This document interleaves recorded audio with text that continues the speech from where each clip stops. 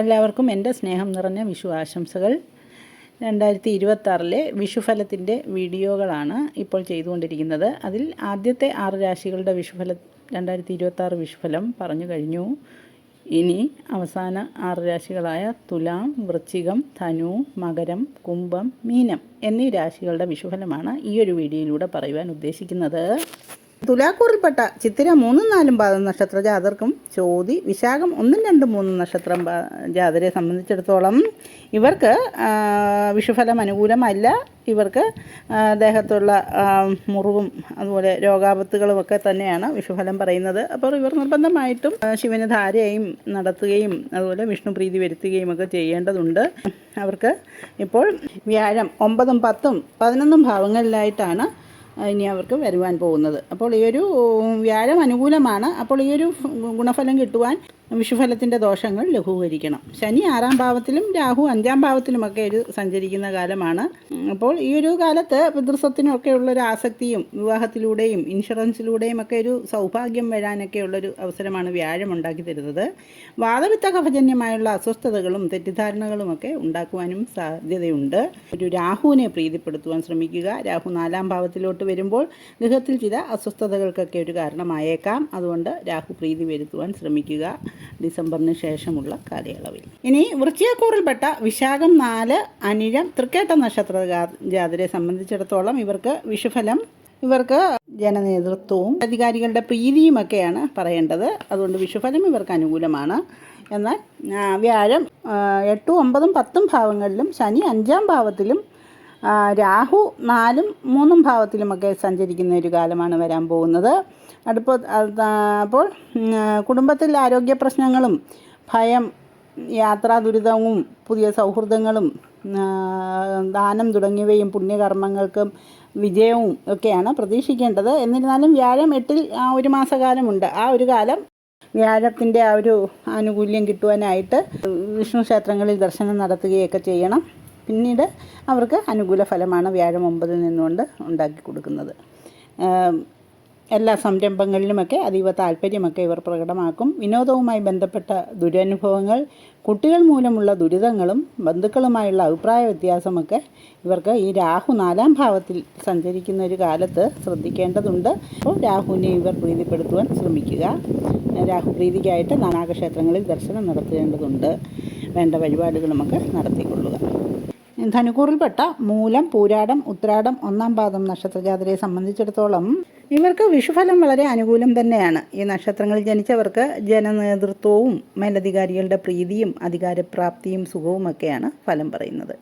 എന്നാൽ ഇവർക്ക് കണ്ടകശനി ദോഷം 4-ൽ ഉണ്ട് എന്നുള്ളത് അറിയണം.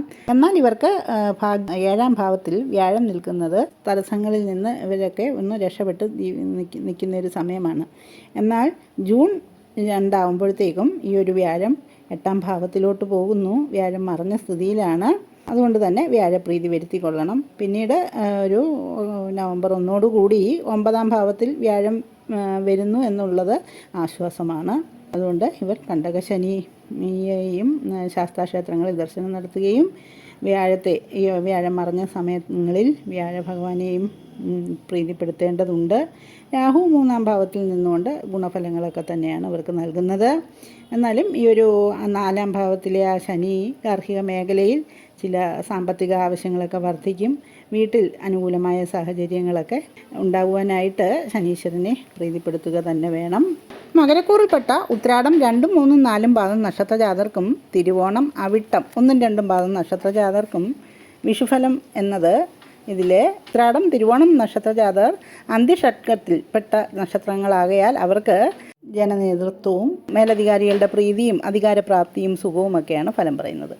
എന്നാൽ ഇതിലെ അവിട്ടം നക്ഷത്ര ജാതർക്ക് ധനനാശവും രോഗാപത്തുകളും വ്യയവുമൊക്കെയാണ് വിഷുഫലം.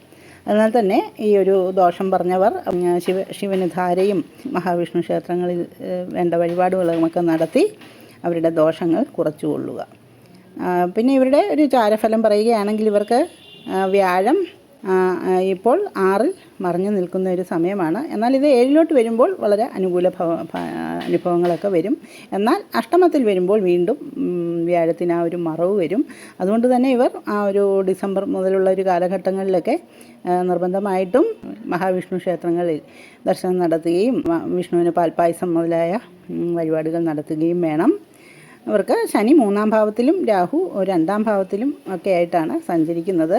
ഈ രാഹു ഇവർക്ക് ഡിസംബർ മുതലുള്ള കാലത്ത് ഇവരുടെ ഒരു ജന്മത്തിലേക്ക് വരുന്നു.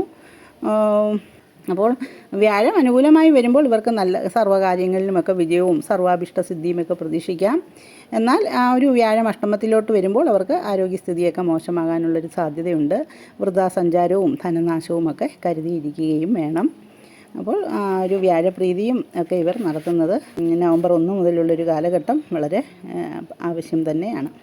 ഇനി കുംഭക്കൂറിൽപ്പെട്ട അവിട്ടം 3-4 പാദം നക്ഷത്രം ചതയ പൂരിട്ടാതി 1, 2, 3 നക്ഷത്ര ജാതരെ സംബന്ധിച്ചിടത്തോളം ഇവർക്ക് വിഷുഫലം ഒട്ടും അനുകൂലമല്ല. ഇവർക്ക് ധനനാശവും രോഗാപത്തുക്കളും വ്യയവും ഒക്കെയാണ് ഫലം പറഞ്ഞിരിക്കുന്നത്. അതുകൊണ്ട് തന്നെ ഇവർ നിർബന്ധമായിട്ടും ശിവന് ധാരയും മഹാവിഷ്ണുവിനെ അർച്ചനയും പാൽപ്പായസവും ഒക്കെ വിഷ്ണു ക്ഷേത്രത്തിലേക്ക് ദർശനം നടത്തി വേണ്ട വഴിപാടുകളുമൊക്കെ നടത്തിക്കൊള്ളണം. എന്നാൽ ഇവർക്ക് ചാരവശാലുള്ളൊരു ഫലം പറയുകയാണെങ്കിൽ ഇവർക്ക് വ്യാഴം ഇപ്പോൾ 5-ൽ നിന്നുകൊണ്ട് അനുകൂല ഫലങ്ങൾ ചെയ്തു വരുന്നു. എന്നാൽ വ്യാഴം 6-ലോട്ട് പോകുമ്പോഴും ഒരു നവംബർ 1 മുതലുള്ള ഒരു കാലഘട്ടം അവർക്ക് അത്ര അനുകൂലമല്ല. ആ ഒരു സമയത്ത് ഇവർ വ്യാഴപ്രീതി നടത്തിക്കൊള്ളണം. ശനി ഇവർക്ക് 7ാണ്ട ശനി ദോഷത്തിൻ്റെ അവസാന സമയമാണ്. അതുകൊണ്ട് തന്നെ ശനി 2-ാം ഭാവത്തിൽ നിന്നുകൊണ്ട് ചില സാമ്പത്തിക വിഷമങ്ങളൊക്കെ ഉണ്ടാക്കുവാനുള്ളൊരു സാധ്യതയുണ്ട്. ചില ഭക്ഷണത്തിലെ അരുചിയും കുടുംബത്തിലെ ആരോഗ്യ പ്രശ്നങ്ങളും ഒക്കെ ഉണ്ടാക്കുവാനുള്ളൊരു സാധ്യതയാണത് കാണിക്കുന്നത്. അതുകൊണ്ട് തന്നെ ശനീശ്വരനെ പ്രീതിപ്പെടുത്തുവാനായിട്ട് ശാസ്താക്ഷേത്രങ്ങളിൽ ദർശനം നടത്തുക, അല്ലെങ്കിൽ ഹനുമാൻ ക്ഷേത്രങ്ങളിലുമൊക്കെ ദർശനം നടത്തുന്നത് നന്നായിരിക്കും. പിന്നെ ഇവർക്ക് രാഹു ഇപ്പോൾ അവരുടെ ജന്മത്തിൽ സ്ഥിതി ചെയ്യുന്നു. അതുകൊണ്ട് തന്നെ ഇവർക്ക് ചില ശത്രുഭയവും കലഹവുമൊക്കെ കരുതിയിരിക്കണം. അത് 12-ലോട്ട് പോകുമ്പോൾ അവർക്ക് വ്യയവും പ്രതീക്ഷിക്കണം. അതുകൊണ്ട് രാഹുവിനെയും ഇവർ പ്രീതിപ്പെടുത്തേണ്ടതുണ്ട്. ഇതാണ് കുംഭക്കൂറുകാരെ പറ്റി പറയാനുള്ളത്.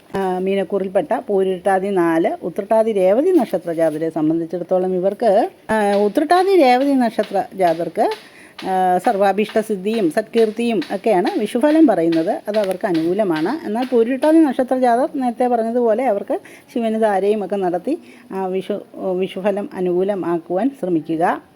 പിന്നെ എന്നാൽ ഇവർക്ക് വ്യാഴം 4, 5, 6 ഭാവങ്ങളിലായിട്ടാണ് വരും വർഷത്തിൽ എന്നതറിയണം. അതിൽ വ്യാഴം ആദ്യമൊക്കെ അനുകൂല ഫലങ്ങൾ തന്നെയാണ് നൽകുന്നത്. എന്നാൽ വ്യാഴം ഡിസംബറിന് ശേഷമുള്ളൊരു കാലഘട്ടം വ്യാഴം 6-ലോട്ട് മറയുന്ന ഒരു സമയം വ്യാഴപ്രീതി വരുത്തണം. ശനി ഇവർക്ക് ജന്മത്തിലാണ് സ്ഥിതി ചെയ്യുന്നത്. 7ാണ്ട ശനി ദോഷമുണ്ട്. നിർബന്ധമായിട്ടും ശാസ്താപ്രീതി വരുത്തേണ്ടതുണ്ട്. ഇപ്പോൾ വ്യാഴം അനുകൂലമായി 5-ാം ഭാവത്തിലൊക്കെ വരുമ്പോൾ ഊഹക്കച്ചവടത്തിലൊക്കെ വിജയവും സംരംഭങ്ങളിൽ സൗഭാഗ്യവും ഫലപ്രദമായ ഇടപാടുകളും വിനോദത്തിലൂടെയും കുട്ടികളിലൂടെയും ഒക്കെ നേട്ടവുമൊക്കെയാണ് കൈവരിക്കുക. സാമ്പത്തിക വ്യാവസായിക അഭിവൃദ്ധി തരണം ചെയ്യാൻ തടസ്സങ്ങൾ ധാരാളം ഉണ്ടാകും. ഈ ശനി ജന്മത്തിൽ നിൽക്കുന്നത് കൊണ്ട് തന്നെ മാനസിക സംഘർഷങ്ങൾ ഉണ്ടാവാനും ഒക്കെയുള്ളൊരു സാധ്യതയാണ് കാണുന്നത്. അപ്പം നിർബന്ധമായിട്ടും ശനീശ്വരനെ പ്രീതിപ്പെടുത്തുവാനായിട്ട് ശാസ്താക്ഷേത്രങ്ങളിലും അതുപോലെ തന്നെ ഹനുമാൻ ക്ഷേത്രങ്ങളിലുമൊക്കെ ദർശനം നടത്തുകയും വേണ്ട വഴിപാടുകളൊക്കെ നടത്തുകയും ചെയ്യുക. ശനീശ്വര പ്രീതികരമായ കർമ്മങ്ങൾ ശനിയാഴ്ച വ്രതമൊക്കെ എടുക്കുന്നത് വളരെ അഭികാമ്യമായിരിക്കും.